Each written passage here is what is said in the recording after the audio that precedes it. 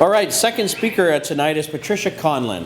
Patricia has been a strategic human resources consultant for 25 years, assisting organizations with recruitment, retention, transition solutions, as well as leadership and mentoring. As a registered holistic nutritionist, she is also the practice lead for her workplace wellness solutions that helps others achieve their highest health and career potential and coaches businesses professionals throughout North America. Her book, ABCs for Food, Boost Your Energy, Confidence and Success with the Power of Nutrition, has helped her be nominated for a Toronto Business Leader Award in 2015 for wellness. Please join me in welcoming Patricia Conlin. Patricia, cheers. Hi everyone, thanks very much, Chris. That was an excellent introduction. I was like, wow, that's me. Anyways, it's hard to top Murray.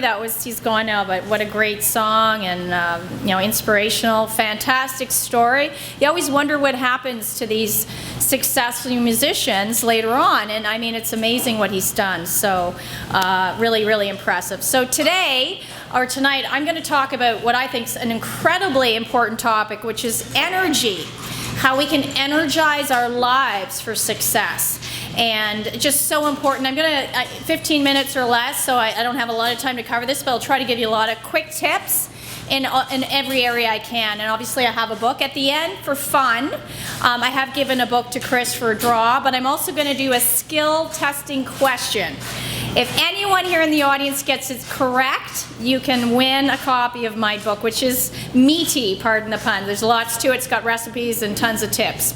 So just a quick intro on me. I actually have an HR consulting firm, as Chris said. Work in recruitment, technology recruitment. We have offices in Toronto, and I've staff in Canada and the US, so we're very successful in our niches. I branched out into other areas, noticing the burnout in the workforce and other things going on in my with family and friends in terms of health and my personal passion for health. I've always been incredibly high energy. My friends and family call me the Energizer Bunny. And where do you get all that energy, Tish, they call me. Soccer team, I play competitive soccer still with 20-year-olds, and they're always going, Tish, get on the field, you never give up, you never lose your energy. So corporately, my staff, half the time they have to calm me down, wind up my energy. But that's a gift that I've always had, and I feel very blessed to have high amounts of energy. But there's a strategy to it as well. And that's something I want to share with you, because I think we can really change the way that we live and the experience we have.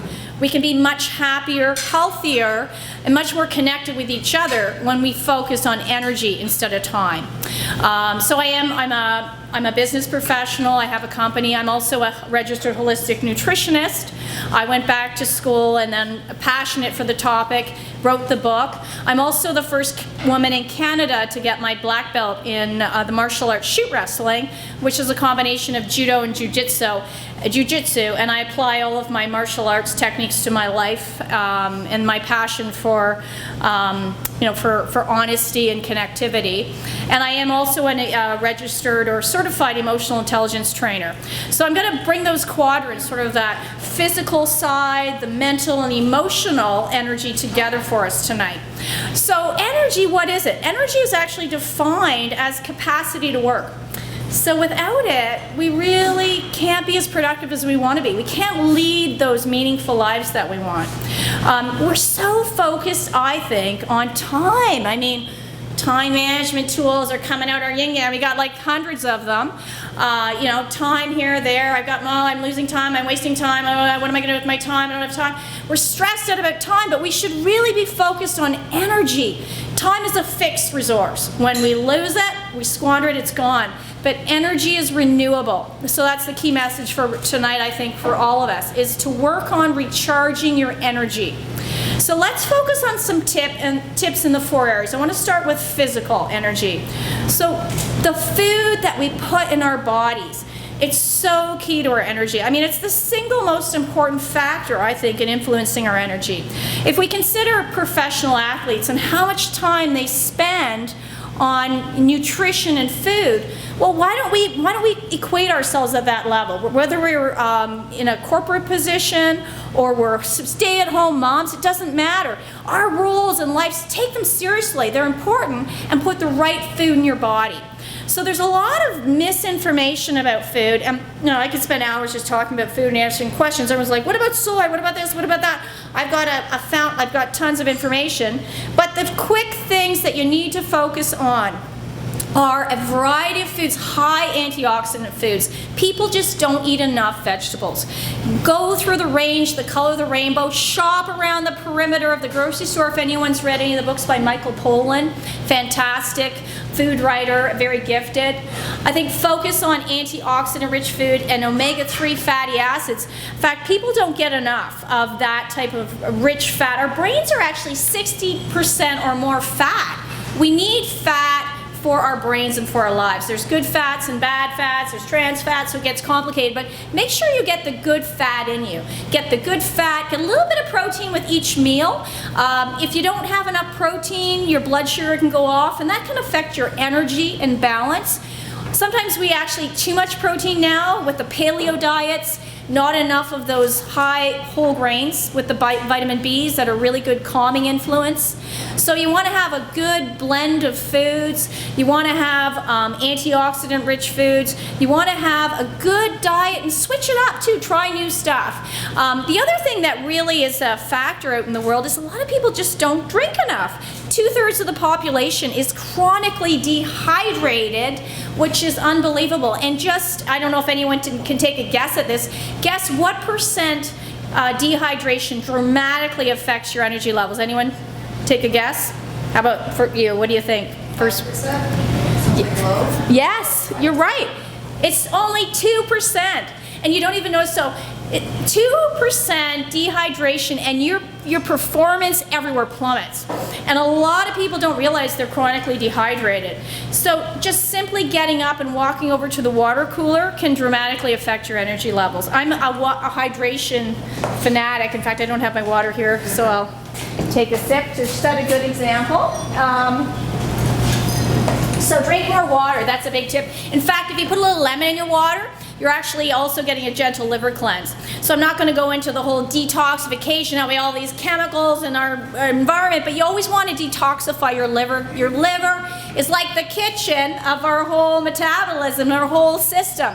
It's so important. That's where everything happens, like a party. You know, without your liver, you won't have a good party. So you got to constantly eat those foods that help your liver as well, keep it strong.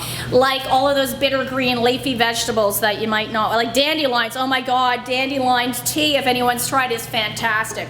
So those are just a couple of quick ideas on the food side, but now let's get moving. Everybody stand up. Just stand up if you're not. Let's just do a stretch. Let's get moving in our lives. Get out there, grow, you know, we're physical beings, okay? Just a quick stretch, perfect. So how many people here exercise on a regular basis? Put up your hand. Yay, good for you, woo! Excellent, we got a healthy group. But did you know about 80% of people in the workforce don't get enough exercise? So they're setting themselves up for years of chronic health issues. It's not worth it, guys. Get moving. It doesn't have to be difficult or complicated. In fact, when you move, you just create those natural happy hormones, those endorphins that boost your confidence. And a lot of people I coach say to me, oh my God, Tish, I don't have time for exercise. Well, you know, make time, even if it's as little as going up the stairs at work.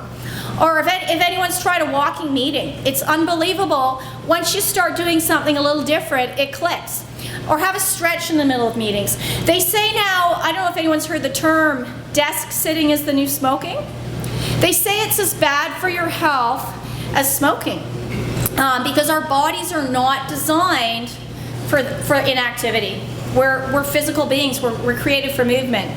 So on my website, ABC's Health to Success, I have a lot of free handouts. One of them is desk exercises.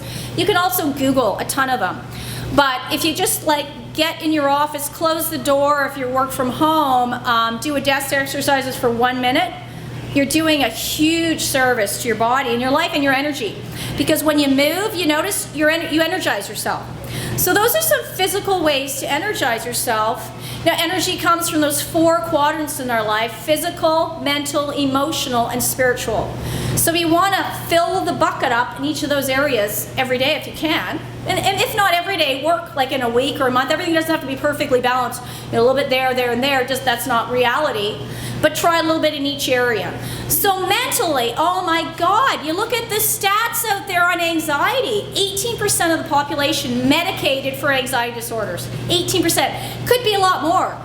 Paxil, Zoloft, top 10 prescription drugs for anxiety for more than a decade. I think decades. So there's this clear issue. 70 to 75% of all doctors' office visits, they say, are stress-related. Stress-related burnout, you hear about it all the time. Mental fatigue, people are burnt out, stressed out, can't focus. Insomnia is a growing concern as well. People can't get to sleep. They can't turn their minds off. So how can we cope in this world? They say that all of these social media devices and Twitter and tweets and hashtags and Facebook, it's affecting our ability to concentrate at deep levels. I teach a course called Transformational Health and Success. I have an online product that I promote, video and audio, and one of the modules is all about focus and mental strength because it's such an important issue. They say in Korea now, it's a national epidemic for children. They just can't get them off their devices and gaming, and it's affecting their ability to really absorb and concentrate and focus. So mental health is so important for our energy because if we can't focus, we can't get the job done. How can we get better focus? Absolutely simple. Get away from the multitasking. As women, we're trained for it.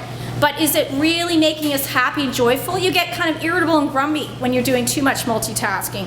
They say our minds are best to focus on a task for about, depending on how you're built and you'll know your own limit, 60 minutes to an hour and a half, but really focus.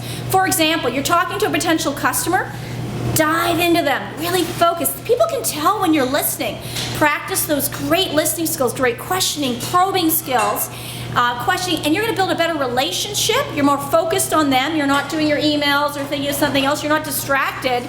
You know what? You're going to get more success out of that. I don't know if anyone's heard of mindfulness. It's all over in the news. It's kind of counter to this, you know, when you have the pendulum swinging one way, you always have something else. So more and more mindfulness techniques are coming out. Meditation people are practicing, calming our mind. It can be as simple as getting outside. In fact, a lot of people don't get enough vitamin D, which is a great vitamin. It acts like a hormone in our bodies, and the sunshine's the best way to get it. They say about 20 minutes a day is what you need. So wait to slap on the sunscreen. Give yourself a little bit of sunlight. Get out in nature. It's very calming. We've got that instinctual brain, and then you've got your logical brain. Both of them need to be stimulated and rested. So you stimulate your brain by challenging tasks you can really get into, and you can feel when you're into something. It's the flow feeling. You're happy when you're into a task. Then you know you've got it. You're doing it right. If you're irritable, stop. Then do something that rests your brain, something creative, something spiritual, something relaxing. Yoga, get outside. Rest your mind as well, and tap into your senses. A lot of people don't take time to really tune into their senses as well, and that's really good for our brains and our focus. In fact, there's a great study, mindfulness study, a school in the US, I think San Francisco, was struggling. Bad neighborhood, poor grades, violence, all sorts of problems. They were at the end of their rope. A consultant came in and suggested mindfulness study. 10 minutes, only 10 minutes a day, these young children were asked to be quiet. Probably in their lives, they never had so much peace and quiet. And it was unbelievable, the results. It just, incredible. That not only did the violence decline, but their marks went up. Because our brains need the quiet time. And so when you focus and you practice resting and keeping your mental health good, you'll sleep better, you'll focus better, you can set better goals, and you'll accomplish more. So now I want to move on to emotional health, and I could talk about this for a long time too. I spent time to certify as emotional intelligence trainer because it is so important. So many people aren't tapped into their emotions. And as a woman, I'm not saying you have to be as a man in business. Own your emotions, be emotional. I think we're here as human beings to experience the range of emotions. So joy, there's a place for joy and there's a place for sadness, ecstasy, all of frustration, anger, feel them all. Don't deny them or repress them, but we want to work through those negative emotional states to be more positive. Quick story about that. In terms of corporate success or success in your lives, I was working with my U.S. Partner on a big project in recruitment with a technology client. We had a little bit of a debate over a project manager to put. I just didn't get a sense of any warmth from her, and very kind of cold and irritable. And I said, do you want her interfacing with the client for project? Yeah, she's gonna do great. 2 months later, she's not connecting with the client. She's getting angry a lot. There was a lot of frustration on her side. She wasted a lot of energy, did a lot of extra work, and the person on the other side wasn't happy either and wasn't making the project a success. So I stepped in. I took time to listen to this person's concerns, to really get to know them, to ask probing questions, build the rapport, humor them, play a little bit, make it fun, turn the project around using emotional intelligence tools and techniques exclusively to get the project back on track, because really we're all emotional beings. We want to connect. We're programmed to connect. If we're not going to connect with each other, it's not going to go well. So to create success not only with work, but in your lives, you really have to work to be aware of your own emotions and also connect with other people emotionally. That's the driver of all our decisions. We might justify it later with logic, but really we make our decisions based on emotion. So a great way to practice improving your emotional health is to be more aware of your emotion. When you're caught in those negative states like we all are, heartbreak or depression or anything that goes, work through them, face them, but work through them faster by really probing yourself and asking deep questions and working through those states so you can get to higher, more joyful states. And when something happens that's really bad, instead of getting really upset or catastrophizing, really ask yourself the question, what's the lesson here? Because once you get comfortable being uncomfortable in life, things go wrong all the time, you're going to grow, and when you grow, you're going to have more success.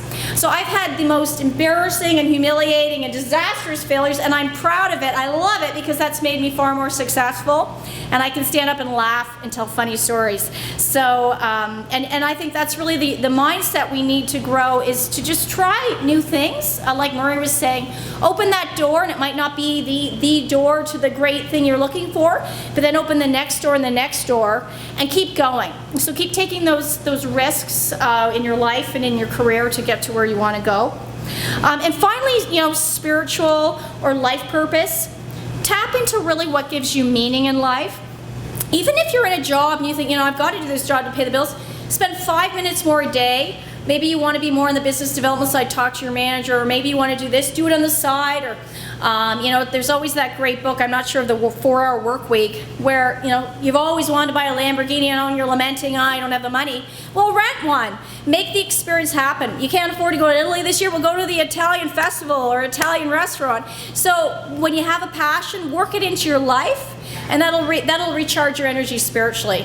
So, work on all of these areas, and I think that'll make a big difference if you practice everyday discipline. So I consult and I coach a lot of people. A lot of people turned around their lives with some of our techniques, gone from heavy and overweight and not being promoted to really fast-tracking their career, so it really works. So just to finish up today, I want to do a bit of a question for fun. So if anyone can answer this, you'll win my book. So what does maca root, chili peppers, and oysters have in common? Someone already said it. Ah, yes. Boost your sexual energy. Now that's another topic, so I can talk about strategies there, but yes, you win. Got a book. So all of these boost your sexual energy and health, and they're all joyfully text. So you can have this book. There you go. So thank you very much. Pleasure to talk. What inspired you to get into health and wellness? Yes, that's a great question. I've had a successful recruitment firm and over the years, but for me, I've always had a passion for health and wellness my whole life. and watching my mother die, slowly of Alzheimer's. She was like my hero, the best mother in the world. And when I think now what I could have done for her with nutrition, I kick myself. But when you watch loved ones affected by either chronic health or serious diseases, it really inspired me. And then just the other factor that inspired me was watching people in the workforce burn out. I just was placing people, they'd lost their interest. It's like, yeah, another job. And so when you look at the stats on disengagement, we're at, I think, an all-time low for engagement worldwide. Only 13% of the workforce is engaged. So for me, that's like a mission to get people back on track and to improve the workforce and the experience we have so it's more holistic for a better future. So good. Thank you. And what was your first job out of school, and how did you get to recruiting? Yeah. So this is a funny story because I've always been an entrepreneur. I've had businesses since I was 10, doing this, that, so I'm like a true entrepreneur. And I went to university. I had a scholarship to be a food scientist, so always the love. I switched like 3 times and ended up with a really practical degree in German literature. And I've got no German ancestry at all. So there you go. And I lived in Germany for a year. I loved it. And then when I graduated, what do? Middle of a recession, an arts degree. So I went through all these jobs. I always was strong in sales, and I ended up falling into a recruitment firm, incredibly low salary. I think it was $18,000 to start. I said, what the heck? I was their top salesperson, like right out of the gate, and then I threatened to quit if I wasn't made a consultant. But within a year out of university, the company I joined in recruitment, it was the executive search firm, they went bankrupt. And so I literally started my business, which I have still today, from a lower bedroom on a card table.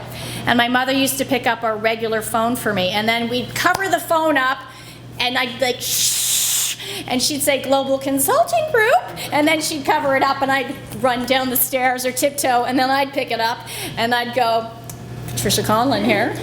Yes, my team and I are going to be ready to assist you. And I had no computer then, it was all recipe cards.